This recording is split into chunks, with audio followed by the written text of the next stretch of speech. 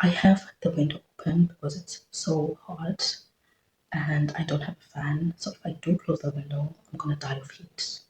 So pardon the noise, but welcome to a makeup and sip video.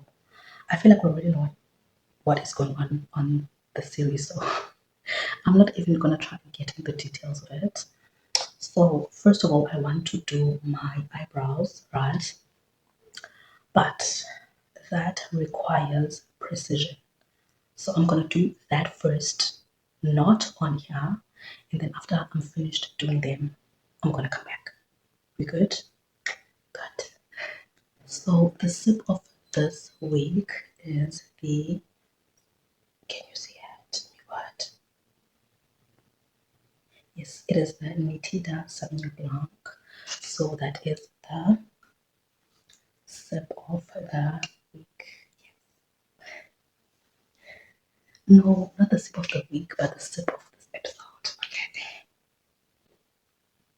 Guys, I honestly think I may have done well for my eyebrows.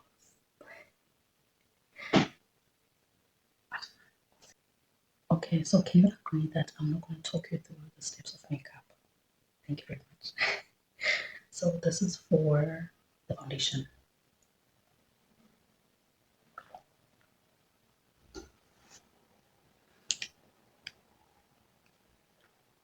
So what I want us to talk about today, right, is, I don't know how to put it, but I would say is the human love life. And the reason why I want us to talk about this, right, it is because I've just had a recent reckoning. I hope that is a good word to use. Yeah, I hope that's a good word to use. That I have had a recent reckoning in a sense that it has just got me thinking about my own love life. So of late, I have been feeling some type of way, right, regarding the events that is or are my love life.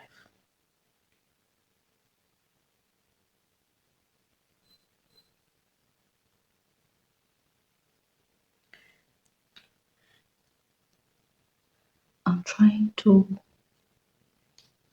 different concealers here because I've noticed that when I apply this one, it's a bit too bright. I feel like a thing that we don't, or rather, I don't want to say we don't talk about, but we hardly talk about is the fact that when you are a singleton, like for so long, okay, let me do the forehead. When you are a singleton for so long, not only is it hard for you to get back into the dating scene, but one thing that I've now realized is that I don't want to say that it's hard for you to let someone love you, but I feel like it is hard for the next person to love you, right? Because when you meet people, obviously you talk about yourselves and they will ask you, oh, okay, so what have you been doing the past plus minus maybe 3 months? It was like, yeah, no, I've just been by myself. Or maybe they ask you, when was your last relationship? And then you tell them, probably like a year or two ago. And for some reason, I feel like that spooks them in the sense that they're like, oh, wow, you've been single for like 2 years? Damn, right? This is for the concealer. The reasoning for all of this is that for me specifically, right? Because I do not want to beat around the bush, guys. Like that's not my thing. I don't like beating around the bush, right? And the reasoning for this specific conversation that we are having today is because I have come to realize that unfortunate relations that I've had with men have not amounted to anything fruitful. And I use the word unfortunate because it is unfortunate. Guys, I feel like my concealing is way better. However, I did get into my thingamajig. But yeah, we'll sort that later. Right. So now I'm going to do more contouring. So this is for contouring. Recently, I have come to the realization that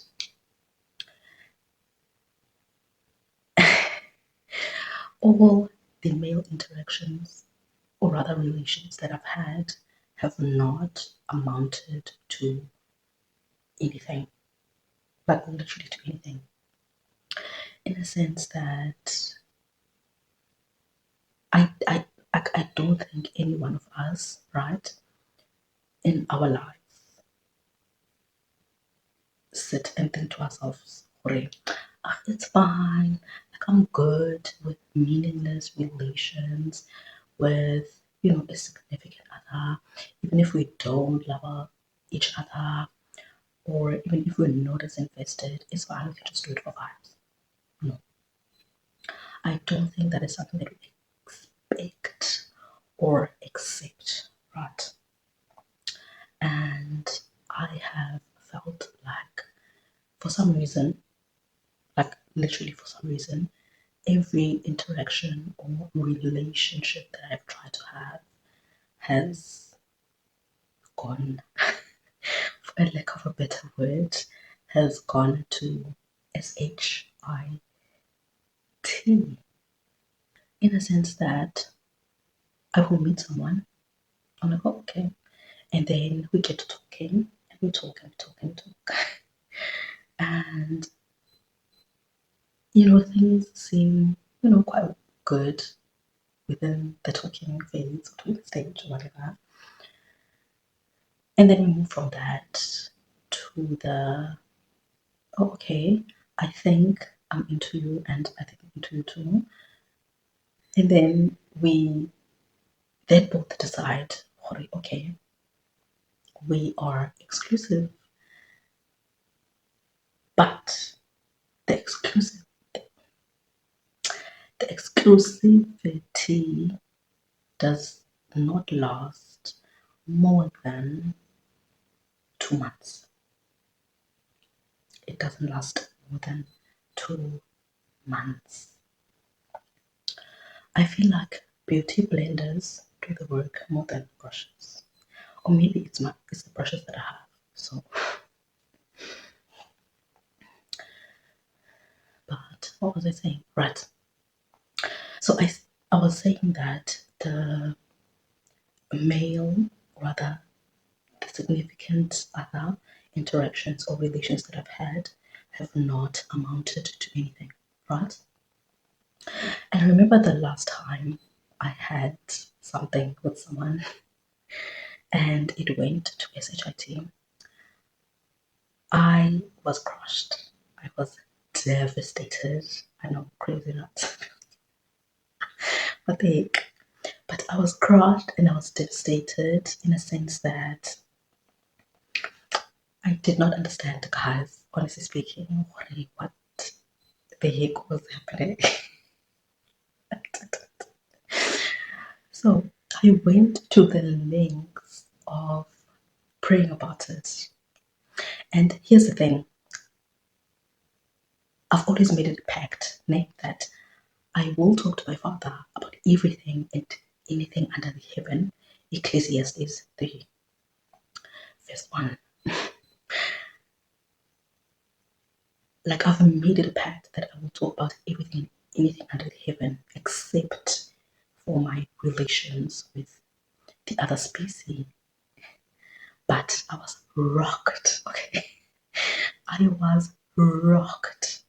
So much so that I was like, basically, I need to be talking about this to someone, okay? And I felt safe talking about it to my father.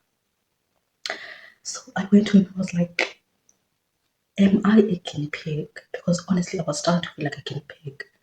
Because why is it that every relation that I've had with a significant other has gone to shit?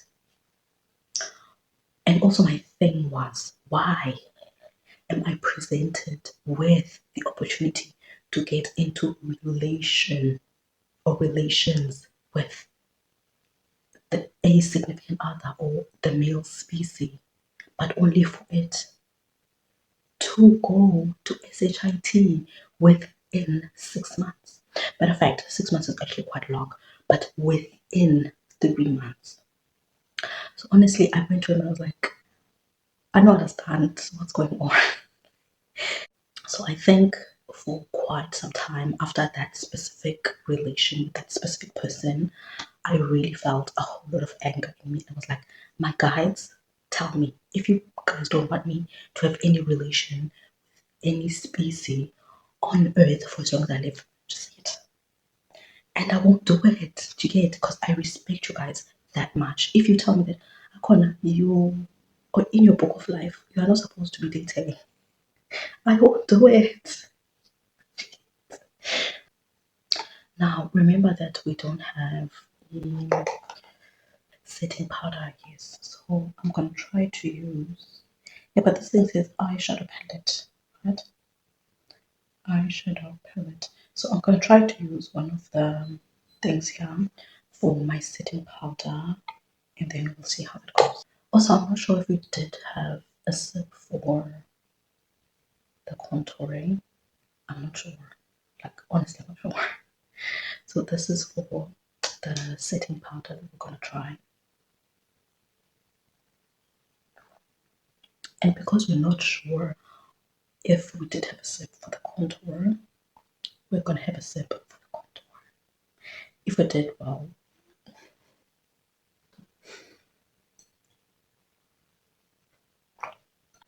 Okay, so out of these palettes, I'm not sure which one am I gonna use for the contouring, but I want to try this one. So yeah, let's try that. I don't know.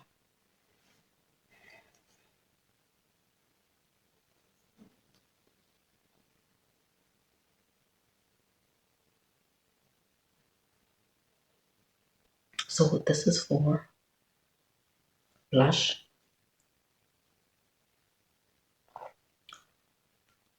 lashes, and eyeshadow, and lips.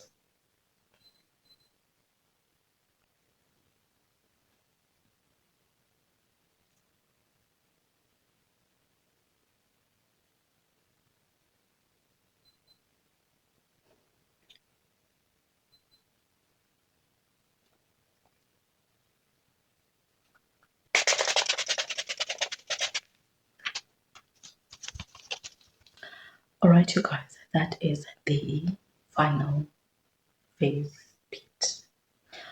Honestly speaking, please, if you do not say it, then I will say it on my behalf. I actually did good compared to the other ones. Like, honestly speaking, I did good. I'm sorry. But yeah, but I do want us to continue our conversation, right? I'm not sure where we left off. I was leaning more into the idea of getting a purity ring, right? Now, I need you to hear me out on this. Please hear me out. Oh, pastor, ne, a church. It's this thing that he says, right? When he's trying to reference something, he'll say that don't hear what I'm not saying, but hear what I'm saying. So I need you guys to hear what I'm saying, but not what I'm not saying. Okay, thank you very much. And my way, like my initial way of thinking about it was that I no longer want to have meaningless relations with a significant other or the other species, you know. However, because I think the thing with me, Nick, is that I'm a person who I will ask a question and then I will answer it before I seek answers from other parties. So I sat down and I questioned the whole purity ring by myself. In most cases, or in most times, when people get purity rings, right, I feel like it is a form of abstinence. Like you don't even need to get a purity ring. You can just say, "Hold on, I'm abstaining from meaningless relations with the other species," right?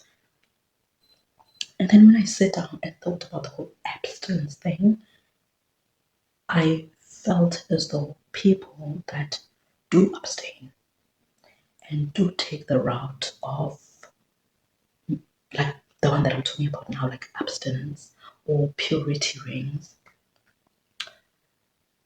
they do that to say that I'm abstaining from intercourse or relations that are meaningless because I'm waiting for my husband.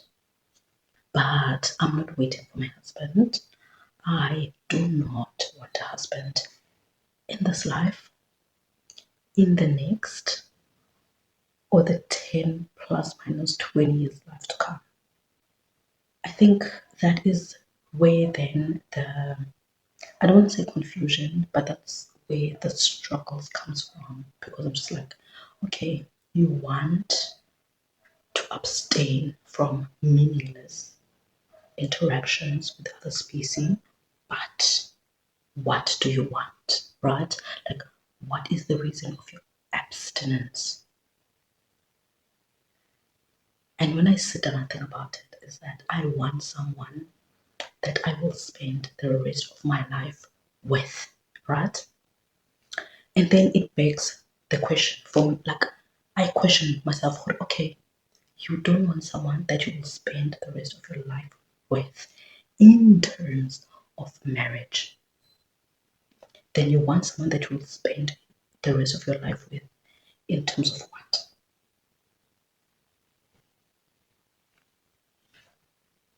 In terms of what, man? Bubble. And I feel like that's the problem with me. Like I overthink to that point.